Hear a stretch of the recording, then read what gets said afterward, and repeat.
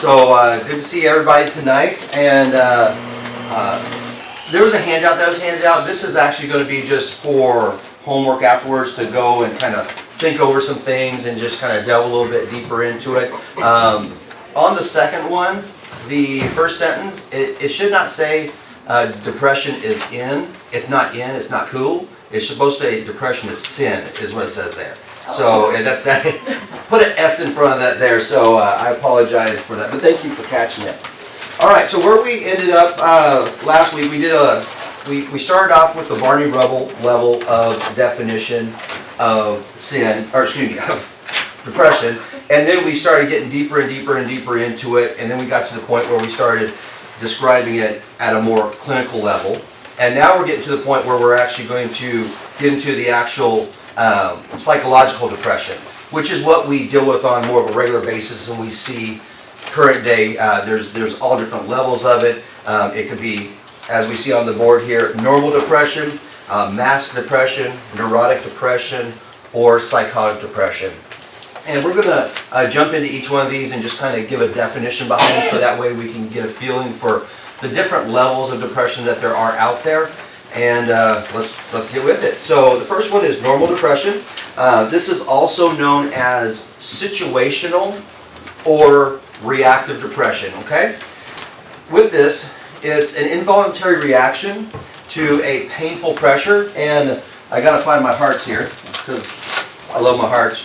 Remember, we had the little example of the heart being under pressure, but it actually rebounding back, so that's situational depression.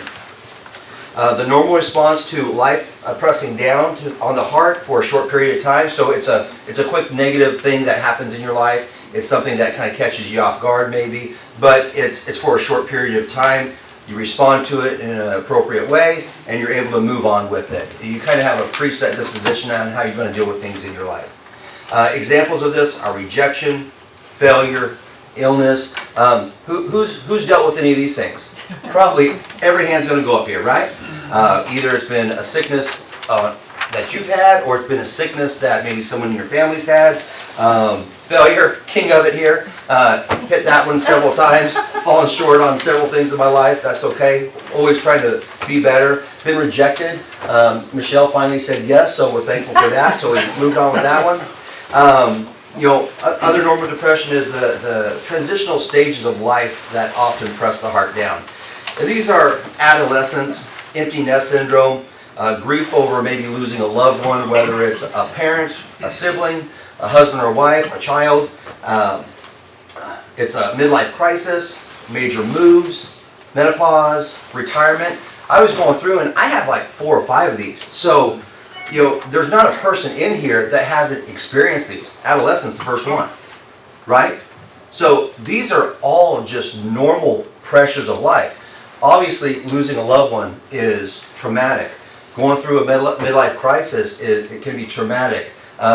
Menopause, I can't imagine what goes through women's bodies whenever they're struggling with that. There's all these things that are just natural. They're just part of our lives.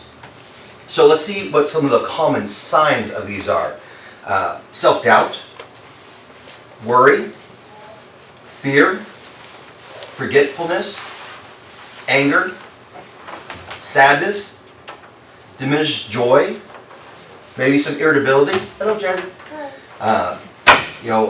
Activity patterns being upset, maybe loss of appetite, sleep difficulty, and the last one's important, but no thoughts of suicide.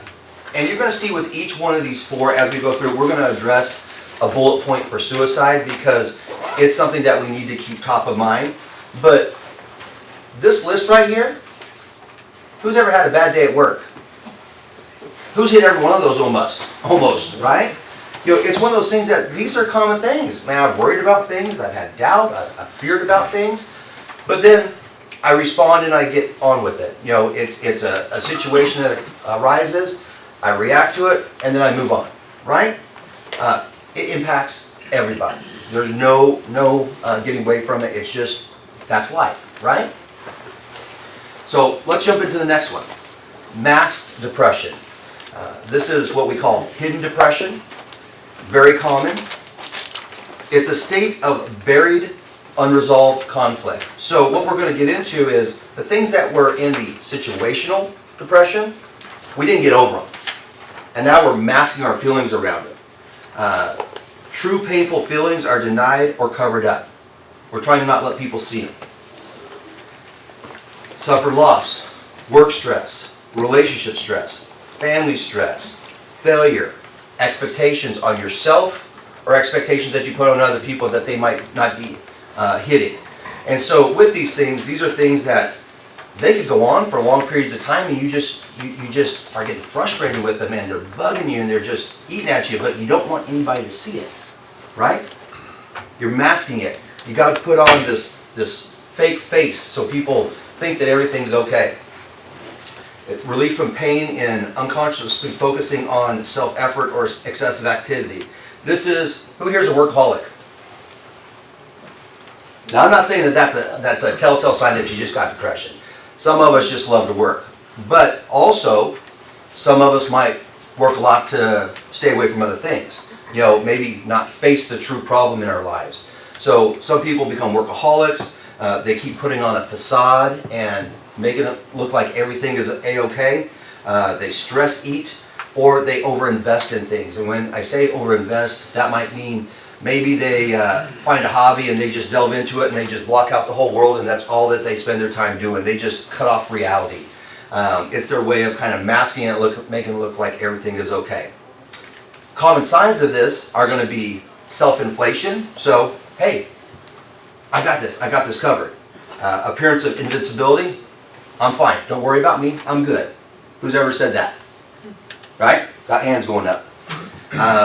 Disorganized thoughts, suppressed anger, distraction, self-sacrifice, judgmentalism. A lot of times people have issues going on in their lives, but then they get real judgy with other people because they don't want that focus to be on them, right? So they get real judgy about other people. But really, the problem is themselves. They're not facing the problem, and so they get judgmental with other people. Increased activity, which we kind of already addressed. Weight gain because they're doing the stress eating. Less need for sleep. Last bullet point. Unspoken thoughts of suicide. This is when people start thinking about it. Now, it's hard to see this sign in somebody else, right? Because it's what? It's unspoken, right? So this is good to know if maybe you're delving deep with someone and they let it slip. Or there's something that comes out. Or maybe you've had those thoughts, right? Maybe it's a telltale sign for you to go, maybe I got a problem. Maybe there's something that I need to do to solve my problem, and what I'm doing is not working, right? This is more common than you think. That list, when you look at it, once again, who suffered from those things? Whenever maybe there was something big going on in your life and you weren't responding to it the way that you thought you should. It's really a lot more common than people would think. And that's scary because we're introducing that last bullet, right?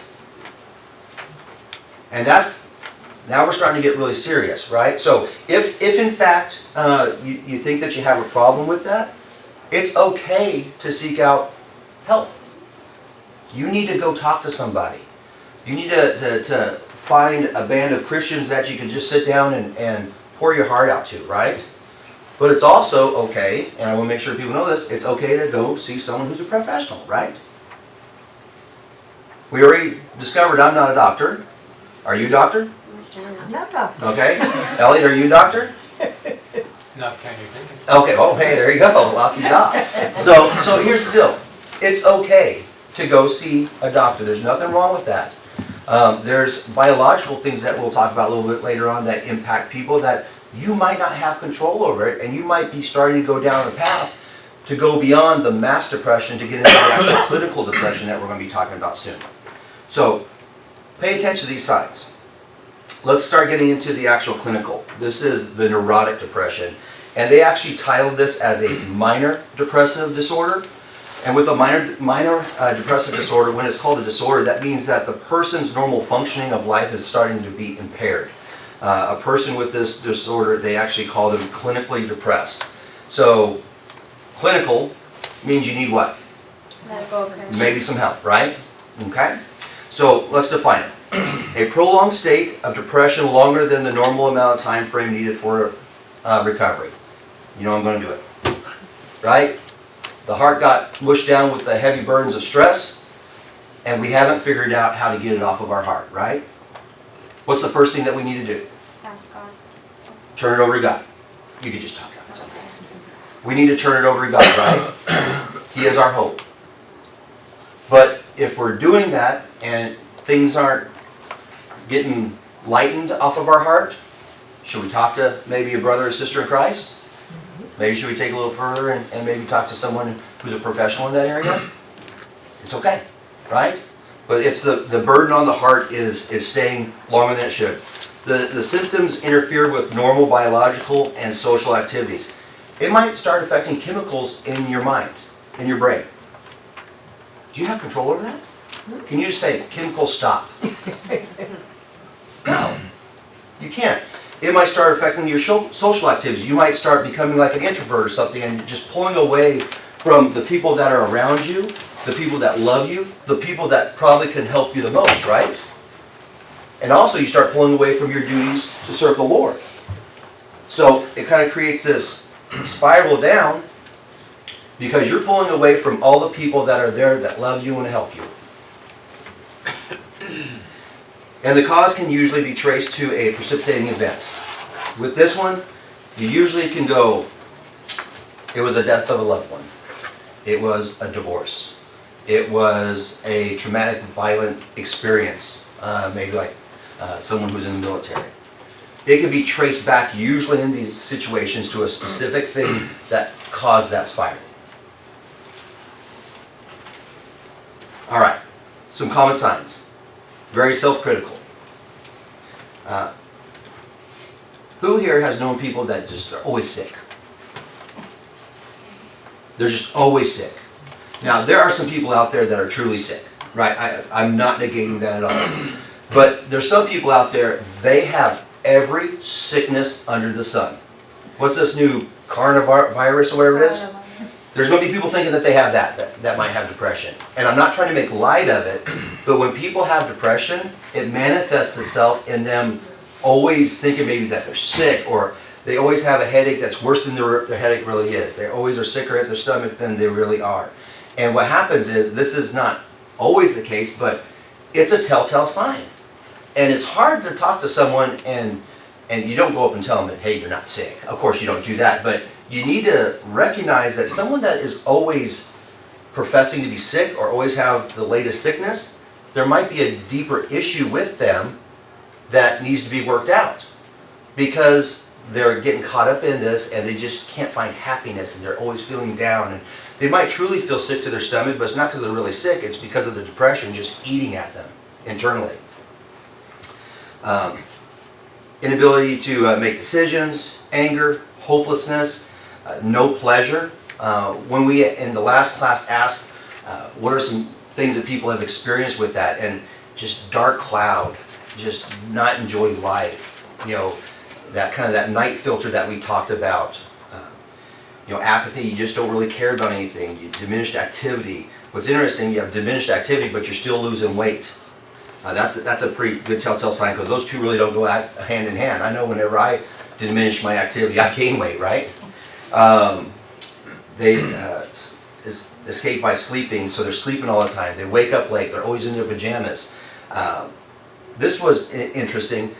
They manipulate people by threatening suicide. It's actually a plea for help. They don't know that it's a plea for help. And it's something that we need to truly listen for. But people who are starting to get into this minor depressive disorder, they actually will call out in ways. And they, oh yes?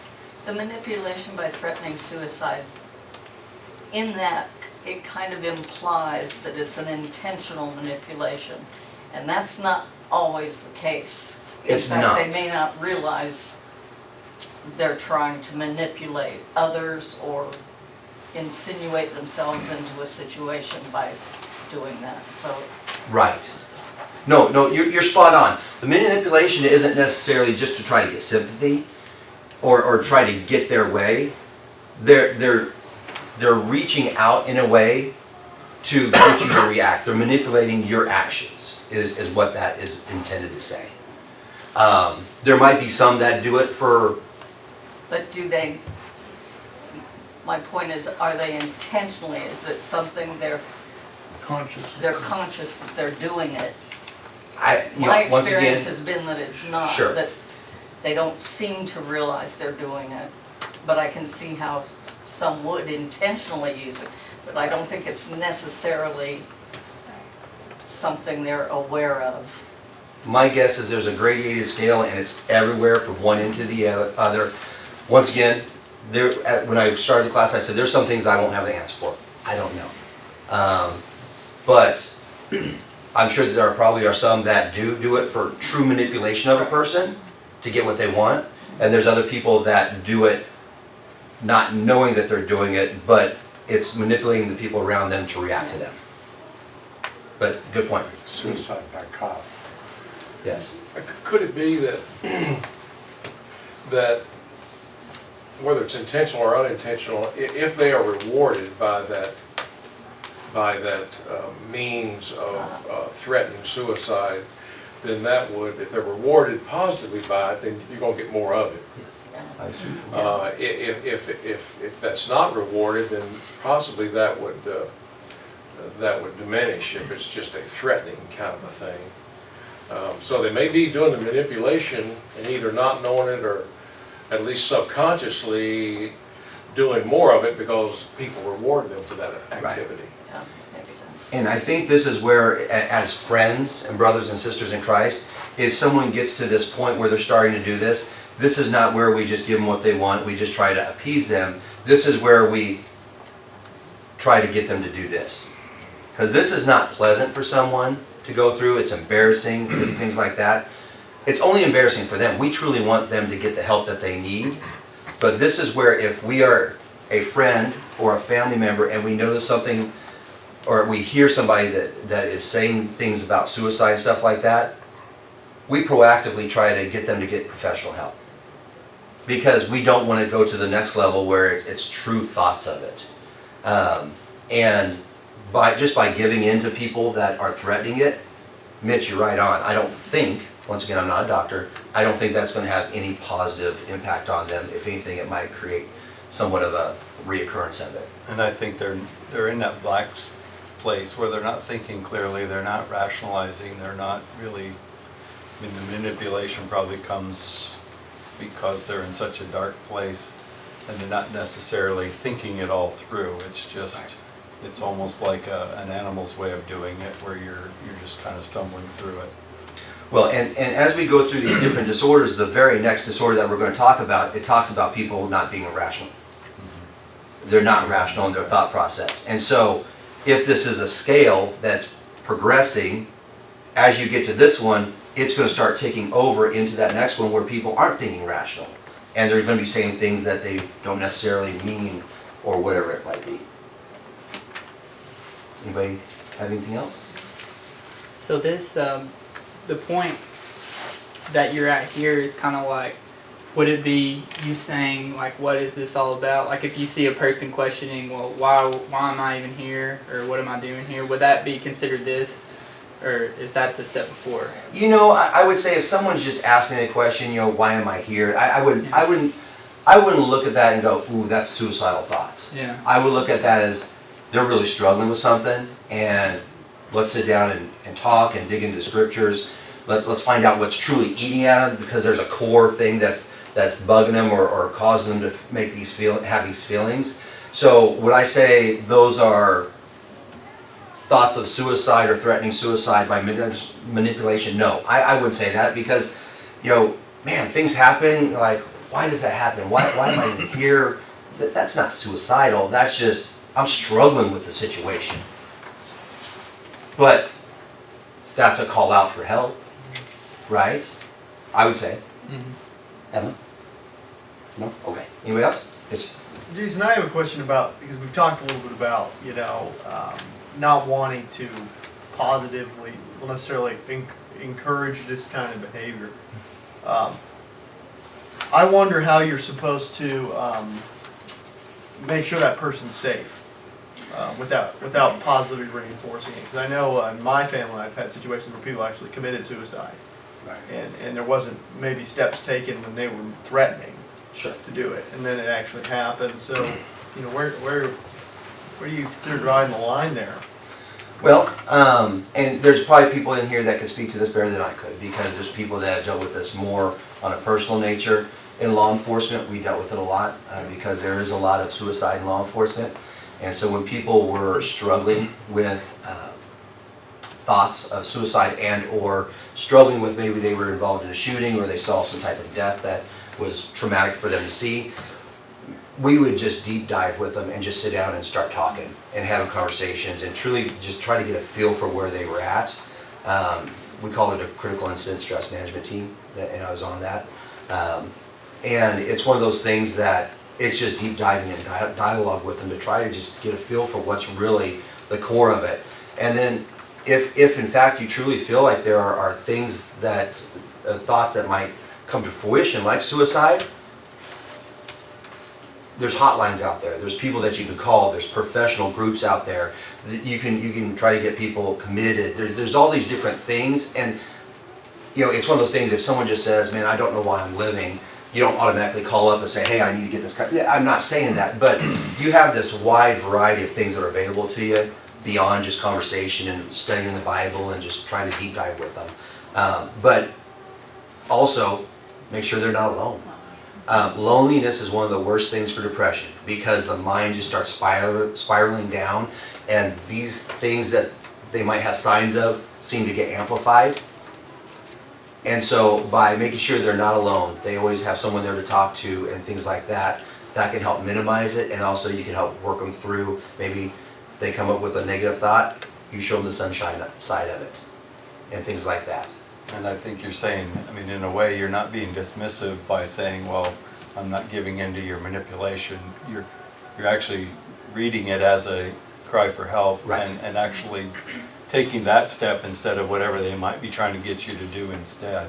Right. So probably the not giving in is don't let them take you down this other path that's not really where they need to be going, but look at it and take them down the step that'll get them the help they need. You might be their only reason. And so you're not really dismissing it, you're actually responding to it, but you're not going down the path they want you to.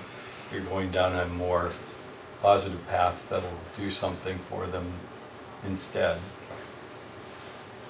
And I didn't mean to imply at all that be dismissive. Oh, no. I think they'll hit right on the head. Yeah. That's what I was hoping. Right. That you're just not gonna do what they hope that you do. Right. You're gonna give them another option that maybe that's less harmful or whatever, to try to get them to go the right direction. But I don't mean by any stretch Right. that you dismiss this. No, And not at all. they might be trying to get you to come back and be with them, for instance, and what they really need is help, not Right. that. And so giving in to them, as Mitch said, would have been, okay, then I'll come back with you, instead of, no, you actually need help. Right. Let's go fix that before we do any of the rest of this. Absolutely. May I say one other thing? This is my first class in here, and like the rest of us, probably had two classes in college, so, the extent of my knowledge, but 72 years on the earth gives you quite a bit of background. But my history has been when people threaten, whether it's, I used to have a lot of industrial engineers that reported to me, and when one would come to me threatening to leave, they're as good as gone. They're not going right then. Or when people threaten to leave the church without some sort of intervention, they're as good as gone. It may be a year or two or whatever, but once people start threatening things and enough time goes by Without intervention. they'll act out on those things. Right. And they'll follow through with what they've been threatening for a year or two or 5 or whatever. Right. Now, that's not talking about maybe this context, but the principle could be the same. Sure. Absolutely. I agree. Kim, you raised your hand a moment ago. You have background. I think a little bit too, and this is just my opinion, I'm not anything clinical, but when you see a manipulation is a lot different than saying, making statements of wanting to commit suicide. So what I found is sometimes it is, odd and sometimes awkward, but asking that direct question. So you know what route you want to take with it, whether it is that, getting in those other things. Sometimes too, what I've seen is when they're making those statements, maybe it's because they don't feel seen. Right. So when somebody is listening to them and people are, even if it's just going through that intake, they're getting that attention, somebody's talking to them for an hour and a half, which is not what they're getting. So sometimes that's it too, is that they just want to be seen. And they don't, and like I said, it's not that manipulation of that, but, sometimes it's just they get some needed attention and they feel noticed. Right. Sometimes Absolutely. they need it. Patty, and then we'll move on. One of the things that keeps going through my head is everybody's talking about their personal experiences with it. Something that I think has, at least based on things, I've gone to professionals for counseling and stuff, so, to be fair, I want to say that, but I have found that one of the most effective ways to approach someone who's in a really dark place and reach them is if you can meet them where they are, emotionally. You may not even be able to imagine where they are, Right. but at least in dealing with them, sometimes it's counterproductive if when they say something terribly negative, you just come back with the bright side, because sometimes that's like the furthest thing, Right. they just won't understand that.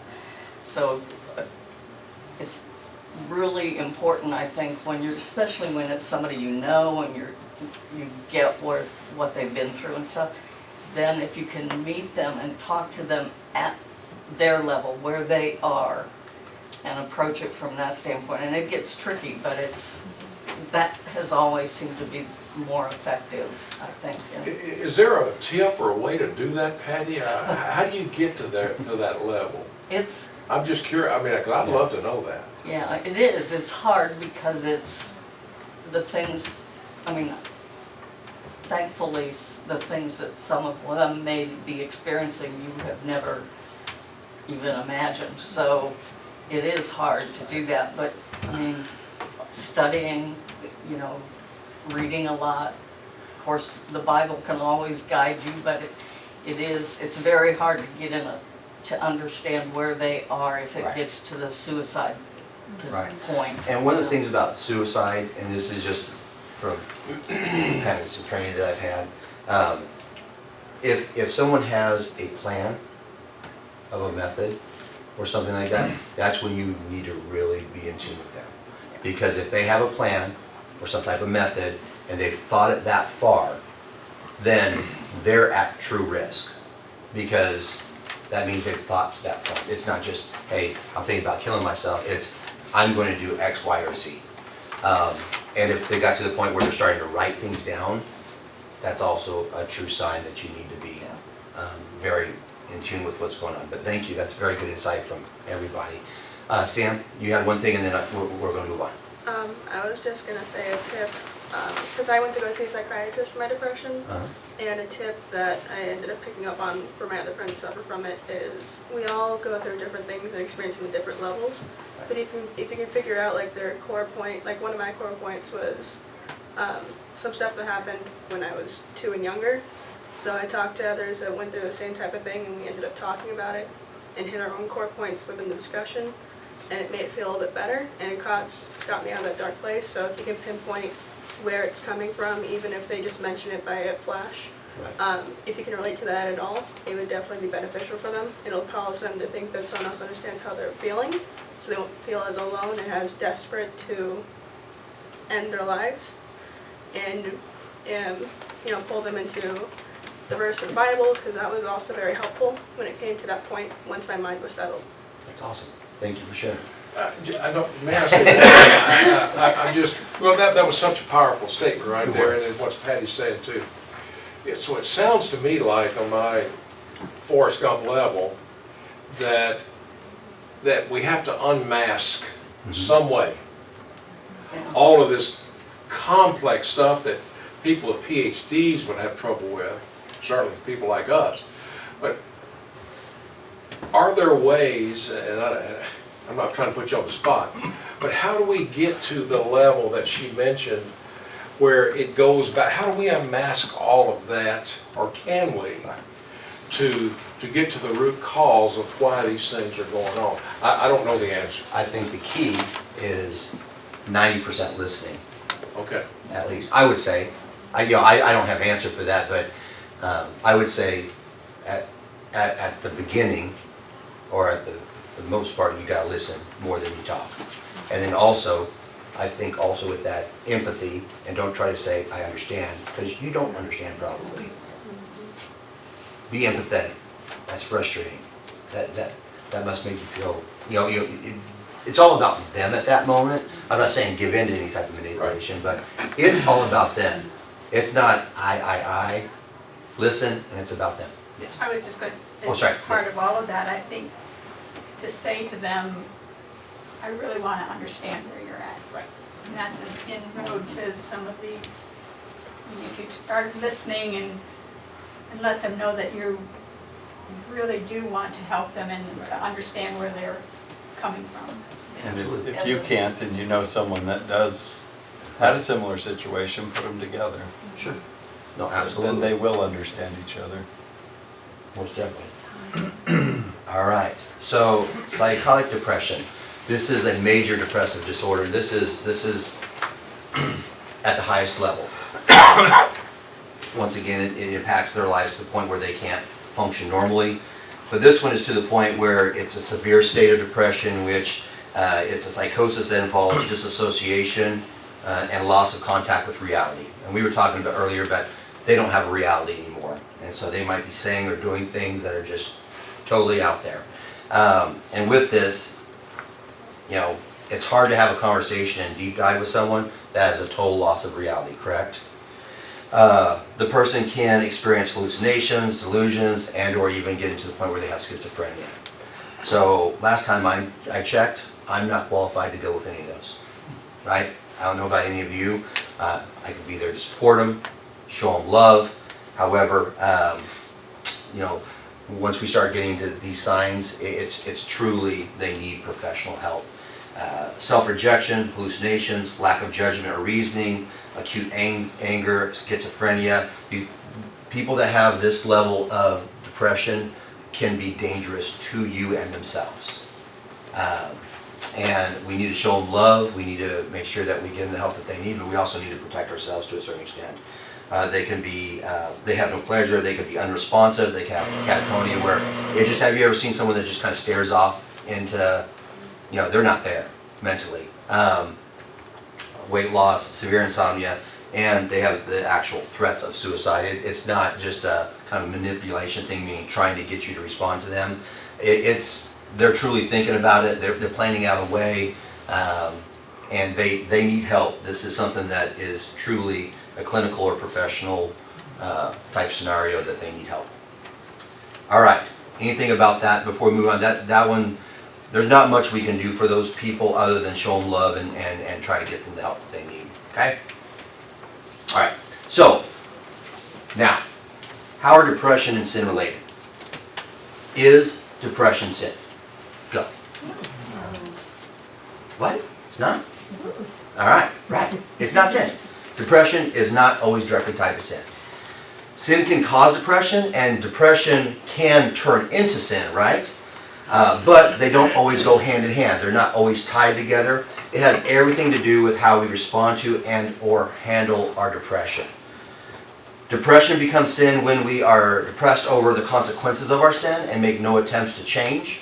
You can write down 2 Corinthians 7 verse 10 and you can read about that. Depression becomes sin when we use it to manipulate others.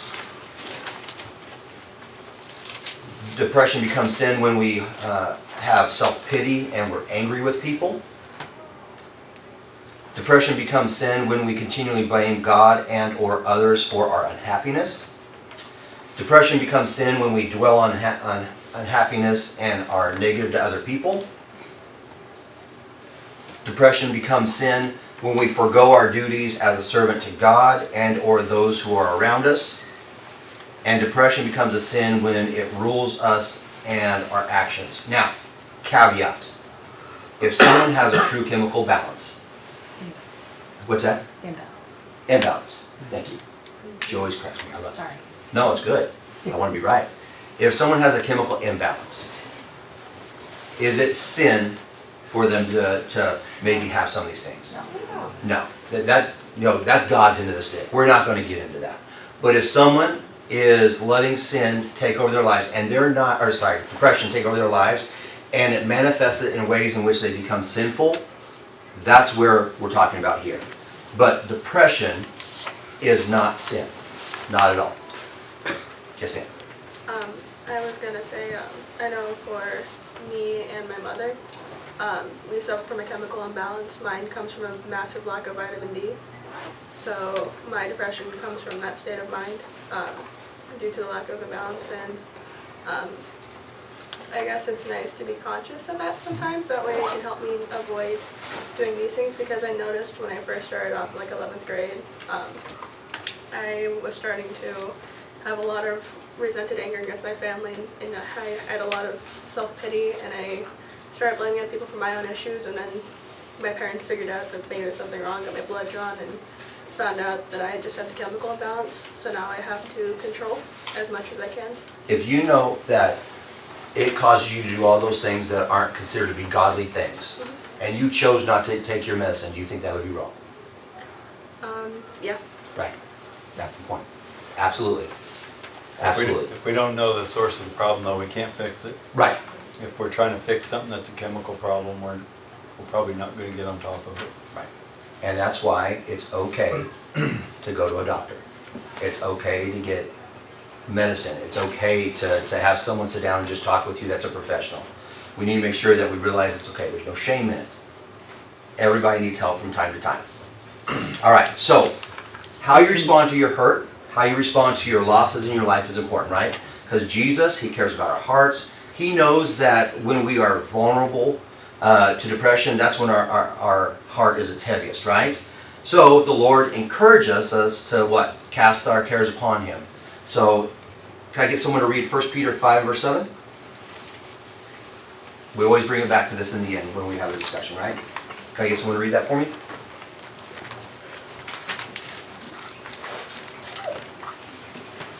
Yeah. Casting all your anxiety on Him because He cares for you. All right.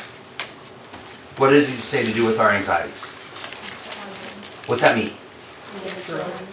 Just throw it. Yeah. Okay, give it to Him. What's that mean? Let's dig. What does that mean? What's that look like? We relinquish it. What's that? Relinquish it on Him. Relinquish it. Pray to Him. Talk to Him. Know that He is powerful. And what's the second part of that say? He cares. Did He create us? Did He give His Son to die for us? There's nobody that cares for us more than Him. And there's nobody out there that knows us more than Him. We got to give our anxieties and our hurt and our stress over to God. All right. Love you guys. So, if you haven't gotten the questions for the homework, I can make more copies, but this is just for you to kind of take a deep dive and just kind of think about some things and answer some questions, and we'll pick it back up on Sunday. All right. Appreciate everybody's input. It's fantastic.